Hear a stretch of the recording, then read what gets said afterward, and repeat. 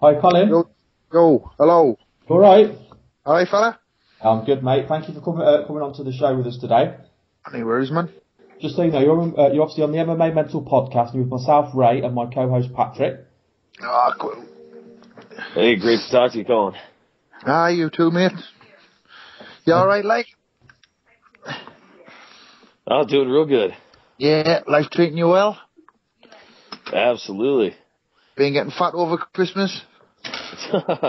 Fatter, sir. Fatter. Good lad. Yeah. I like to hear. Yeah.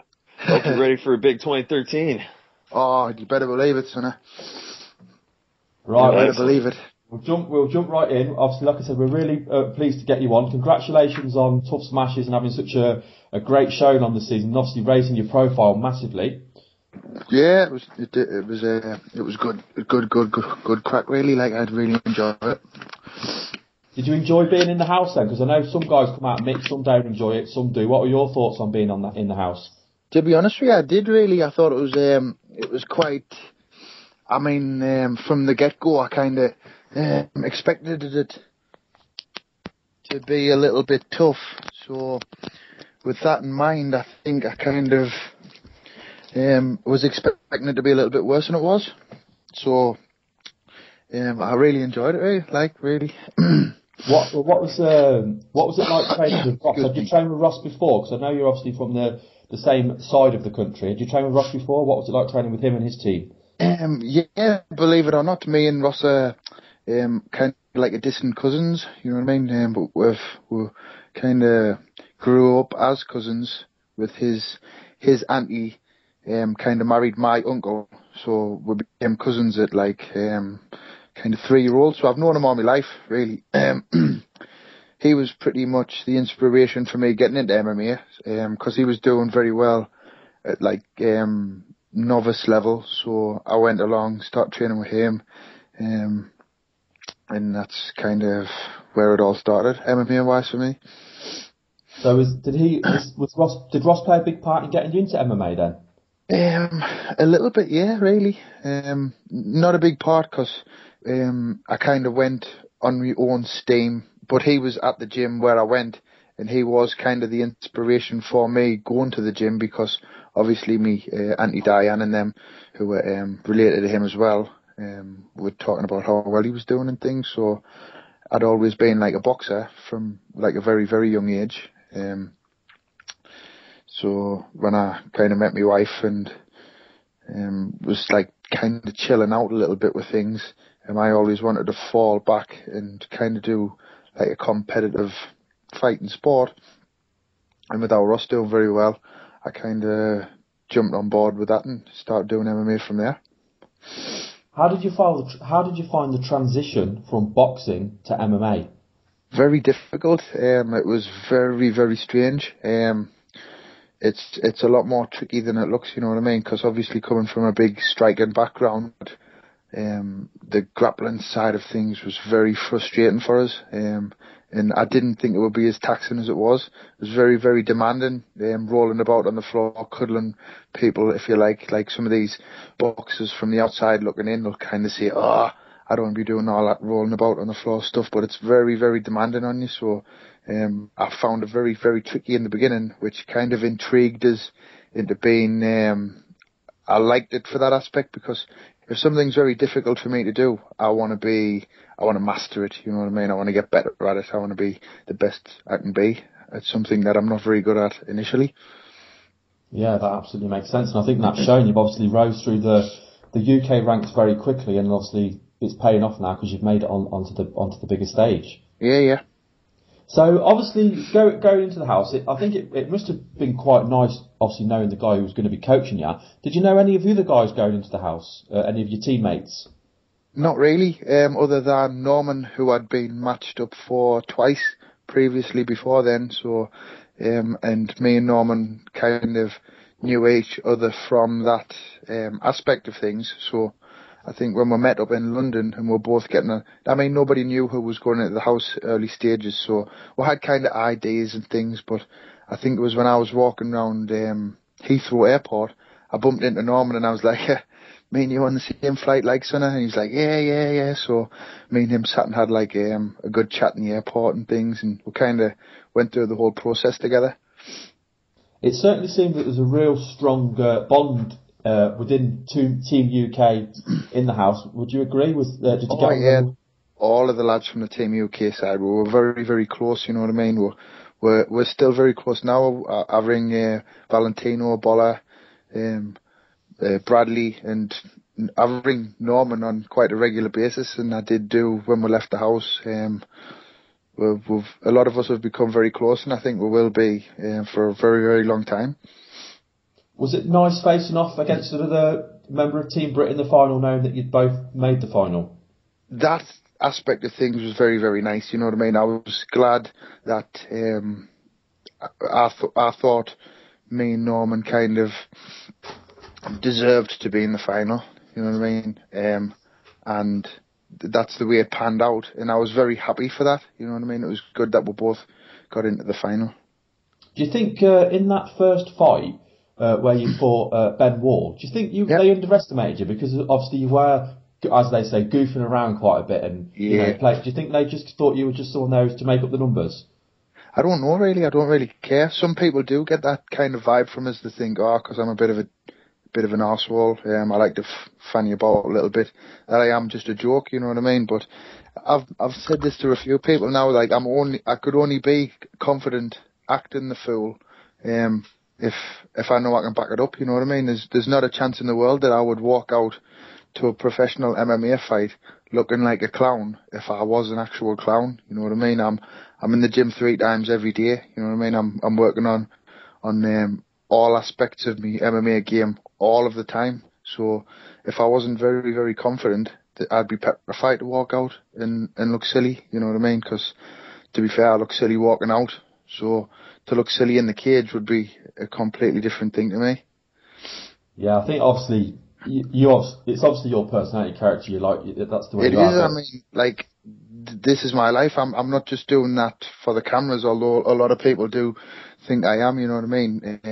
Most of the people who know us and train with us on a regular basis they'll tell you that a lot of the stuff that went down in the house is a lot tamer than some of the stuff I'll kind of just do on a regular basis. You know what I mean?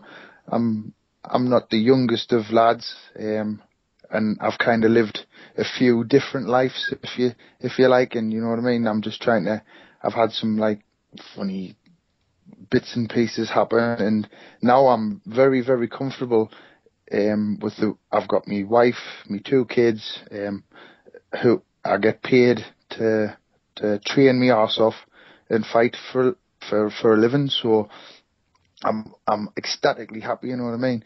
And I kind of just shows in everything I do, you know what I mean? I'm happy all the time. So I exaggerate that. I sometimes walk around some of the big shopping centres dressed up as a clown on like a daily basis. I like getting reactions from people. I like to have a laugh, really. I think that's brilliant. I've got a few more questions to ask you, then I know Patrick's going to jump in, but there's 2 more things I wanted to ask you. Firstly, we've been lucky enough to speak to a few of the cast members, and cool. There were some great guys on the show, obviously, including yourself. And one of the things I always asked them was it surprising to see how dominant the UK lightweights were, and how dominant, apart from Brad, obviously, the Australian welterweights were. It seemed very one-sided for both weight classes.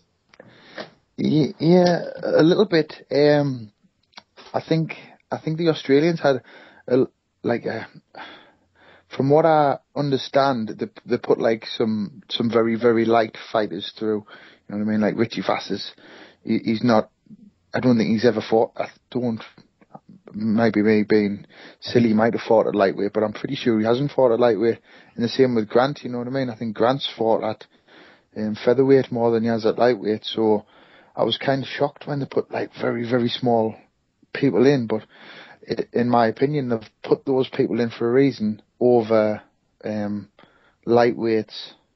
So there's got to be a reason that these people have been put in. You know what I mean? So you've just got to deal with what you're given. You know what I mean? And the lightweight I think lightweights in general, not just the UK lightweights, lightweights across the world is a very, very strong market at the minute, you know what I mean? It's basically anybody who's 80 kilos, they've got a decision. Do they cut 10 kilos and fight at lightweight, or do they cut 3 kilos and fight at welterweight? You know what I mean? Yeah. And they're basically the same size people, you know what I mean? It's just some of them have got a little bit more determination to make the lighter weight, and they're going probably fighting at the same kind of weight that a welterweight would anyway. So it's a tricky one. It is a very, very tough division. Yeah. Now, I've watched a lot of MMA, and I like to think I've got a really good understanding of the ground game. And most of the time, when I see a submission, I can see the build-up, and I can see where they're going to go in the defence, and I see the submission happen. And then we every now and then you get a fight, and I don't see it. And obviously, I'm thinking of your fight with Richie. I still don't know what you did to get that submission. So can you talk me through the submission and what the submission was? Because it was amazing. The submission was basically, I was looking for a reversal. I wasn't looking to submit him. It's kind of a key lock from underneath. If I'm in bottom side control, I'll work for a key lock, and normally I'll kind of flick my legs over your head, and he'll react like two ways. He'll either posture up, which will give me an armbar, or he'll bury his head, which I'll flick all the way over the top of him and kind of take his back. But I put the key lock on like pretty hard straight away, which Richie kind of screamed in my ear. He panicked me a little bit actually, because if you're watching the fight, as I did it, my ear was right next to his mouth, and he like screamed in my ear, and I got a bit of a panic. I'm like, what have I done? You know what I mean? It was a bit strange, but that's my style. You know what I mean? Like I brushed on before that. When I started with Ross and them, they'd already been doing things for like three, knocking on 4 years. You know what I mean? So I couldn't beat people at their own game. So I had to kind of develop my own style around what people were doing traditional jiu-jitsu wise. I had to kind of catch them with traps. So I'm kind of like a mouse trap really. I'm gonna fart around the edges until you fall into a trap really. But that submission was brilliant. It just seemed to, I could see you obviously working position and you're looking like you're going to get his back, but the submission just come from nowhere. Was it nice as well winning the submission of the season? It was, yeah. It's always handy at Christmas to have a little bit of money coming in, and obviously with the UFC, I don't get to fight as regular as I'd like. It ceases until my next fight, and the money starts coming in. Well, I know Patrick's eager to jump in, so are you good to go, Patrick? Yeah, sure am, Ray, and thanks again for your time, Colin. We really appreciate you coming on. Not a problem. Hey, since we're talking about kind of unidentified submissions, I wanted to bring up when you fought David Round at Bama. Yeah. He brought the fight to you real quick. He was landing some slams. He was trying to work his submission game. You showed real great composure, though, and you tapped him out with what looked like kind of a modified Darce choke. Yeah. How did that win feel, and what kind of submission was that? It was, I think it was, I do a lot of these kind of chokes. They're kind of very suited to me with me very long arms, you know what I mean? I think I've got probably one of the longest reaches, not just in welterweights, probably in the UFC in general, you know what I mean? I've got like a 78 inch reach, so kind of modified Darce chokes and guillotines just work for me all day from all kinds of positions I find them. But going back to the David Round fight, he set us up a little bit there. The little bugger he did, he kind of said he was going to knock us out, you know what I mean? And when he walked out, he was like kind of elbowing his hands and things like that. So I was kind of expecting a bit of a brawl with him. I came out, I touched gloves, and I kind of planted my feet to stand and trade with him a little bit, and he shot straight for the takedown. It was a little bit frustrating. If you watch in the end of that fight, I'm kind of like shaking my head, like kind as if to say if that wasn't what I expected, you know what I mean? But after the third takedown, I kind of just changed my game plan and thought I'm going to have to submit this guy quickly because I'm getting thrown about like a towel here. Well, that definitely was a great win, and I guess that's kind of what a lot of the fighters like to do. They'll come out and they'll talk one game and come out and Yeah, bring another. But yeah, yeah, you yeah. definitely I'm easily adapted. tricked, you know. I'm not the brightest kid, but I'll adapt. I'll get there in the end. Yeah, well, you certainly did in that one. Yeah. Now, in your fight against Jason Ball, you stated after that victory that you didn't have a game plan going in. Were you joking around? And is that how you always fight? Or are you just trying to go where the match takes you? Yeah, really, I'm not a big game plan fan. I'll have a rough game plan, you know what I mean? I'll work on certain aspects of what somebody's going to do, but I'm more of I'll kind of make it up on the spot, you know what I mean? I'll deal with what you want to do. Because, like at the end of that fight, I expect something and then something else happens, so you have to kind of just get on with it. So now I'm more kind of, I lean towards kind of just seeing what he wants to do, because you get a lot of wrestlers as well who, I mean, I'm I'm a fighter, you know what I mean? I'm not there to wrestle the win out to somebody. Although I do a lot of wrestling, wrestling's a means to an ends for me, you know what I mean? It's kind of like Right. the meat in your sandwich, if you like. It's in the middle, but there's still, I want to be knocking people out or submitting people, so I'm going to hunt for that until we die in breath, you know what I mean? If I'm fighting, I'm in there to win. I'm not in there to kind of keep you down and wait for the referee to say, oh, you've won because that kid did nothing and you kept him down. I'm in there to finish you, you know what I mean? Whether I win, lose or draw, I'm going to try and finish the fight. From the second I get in there till the second I'm put out. Yeah, that's awesome, and Yeah. definitely a reason why you're a fan favorite. And one thing I wanted to mention was, I think it's safe to say you're definitely a fan favorite in the UK, but it really seems like you have become a fan favorite in the US and Australia as well after your Oh, that's time on the fantastic. Smashes. Yeah, absolutely.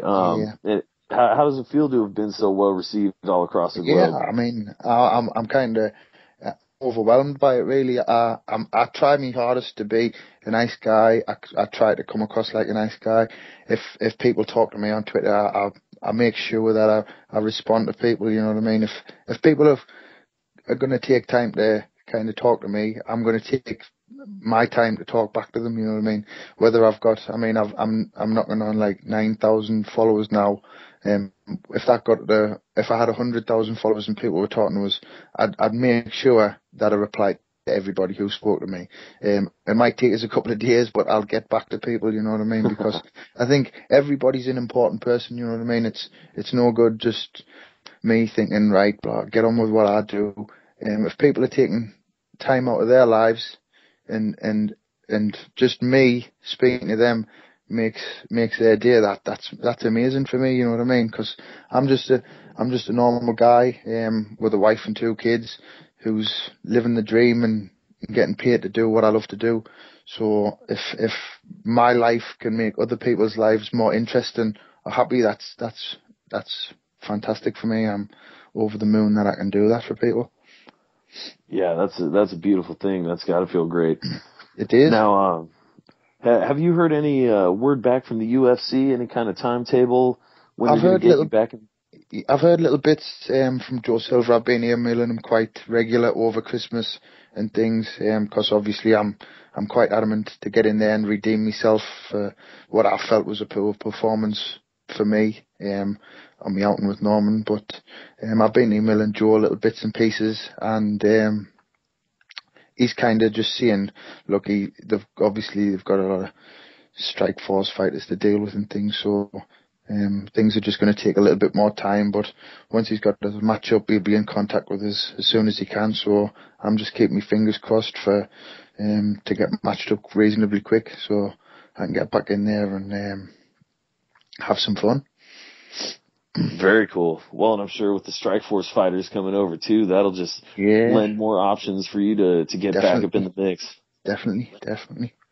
Yeah. I'd also seen another interview where you stated you walk around pretty close to lightweight, if I'm not Did mistaken. he? Yeah. I mean, I've been walking around at kind of like 78, 79 kilos and things, which isn't a big cut for a lightweight, and I'm talking kind of like eating ridiculous amounts of chocolate and things at that weight. So for the past for the past 3 fights I've had, I haven't cut any water, really. Which, if you're a fighter, you'll understand that. Like, yeah, that's you can great. probably cut 4 or 5 kilos in water on top of whatever you kind of diet down to. And I've been like dieting down to 70 for my last few fights, which is a pretty easy cut as far as a fighter goes. So I did mention maybe doing the extra 4 kilos and fighting a featherweight, but I think that might be a bit of a stretch for somebody who's 6'2" with a 78-inch reach. So I think what I'm probably going to do is maybe bulk up a little bit and start hitting the weights again and trying to put a little bit of weight back on. Okay, so potentially bulking up a little bit and maybe doing a little bit more of a cut to lightweight. Yeah. Rather than just kind of making it very easy, you know what I mean? Okay. But there's a lot of options out there, so I wouldn't count anything out. All right. Well, we're certainly never counting out the freak show. No, you can't. Now, one last question before we let you go. You're quite a jack of all trades. Before you got into MMA, I see here you were a former nightclub manager, bus driver. I believe I heard you were a DJ as well. Yeah. If you were in one line of work that wasn't MMA, your choice, what would it be? Me? I think I'd be a slaughterman. My granddad was a slaughterman when we were younger, and he would always fetch big strange pieces of animal home and stuff and freak us out with it. So I always kind of thought I could do that job from a young age, and it kind of interested us a little bit. So I think if I had to settle down and get a job, if I didn't have to settle down, I'd probably say I'd like to be an air hostess because I've got the legs for it, really. But if I had to settle down and work like a kind of 9-to-5 job, I think that'd be something I'd be suited at. Maybe like a butcher or a slaughterman kind of thing. Well, that's certainly different. Yeah. Hey, that seems fitting. Well, hey, it was great having you on, Colin. We really appreciate your time, and go ahead and please let the fans know where they can find you on Twitter, Facebook, and feel free to shout out any sponsors, training partners, anything like that. Yeah. I mean, I'd like Northeast, the Unity Gym, the Fight Pit, and Spartans Gym, from all around the Northeast. They've supported a lot of great fighters over the years, and a lot of those fighters have kind of left and gone to other camps and things. But I'm trying to kind of stay true to who I am and let some of the guys from the Northeast kind of shine as we are and where we are. I think that's important for me. But obviously my sponsors, Lonsdale, Machine Lad, Smuggling Duds, and what was it I was going to say? What else did you ask us there, mate? Oh, just I think that was pretty much it. You just do your Facebook, your pretty Twitter, much it. and yeah. Any shout outs? Ray, that's what I meant. Yeah. Ray, I think you made. Yeah, just wanted to say, Colin, we really, really appreciate you coming on. I know you haven't obviously got anything official yet for your next fight, and obviously it looks like you're going to be saying it lightweight. Is there anyone you'd like to face? Because obviously it is a stacked division. Yeah, I mean, obviously, I'd fight.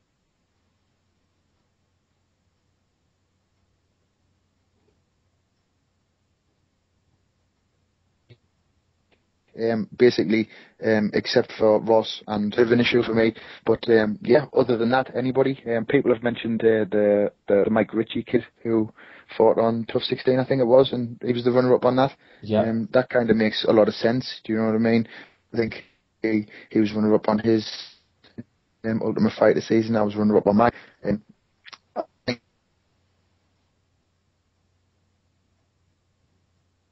Explosive for both of us, really, because looks a bit more of a stand-up fighter, a little bit more aggressive. He's not going to try and like wrestle the win out of anybody. So I think that might be an interesting matchup. But other than that, basically, I'll fight anybody the UFC thinks is appropriate for me to fight. The better for me, really. Whoever they want, I'll fight to 100% of my abilities. I do like that fight. I think that'd be a really good fight, and I think that does make sense. You and Mike Ritchie, And I mean, I'm not being disrespectful to the man. I think he's a good, talented fighter. I think it would make for a reasonably well matched up fight. I think it would. I think it'd be a great fight. Yeah. I think you'd have him, but I think it'd be a great fight. Absolutely. Well, thank you very much, Colin. We've really enjoyed speaking to you today, and we look forward to seeing you in the UFC whenever that will be. Yeah, cool. I mean, as soon as I'm allowed to see it, you guys will know. So. Yeah, as soon as you've got the news, let us know, and we'll let the world know. Yeah, not a problem. Thanks, Colin. Okay, thank you. Speak to you soon, mate. Bye. Take care, guys. Ta-ra. Thanks, Colin. No problem. Take care, mate. Bye.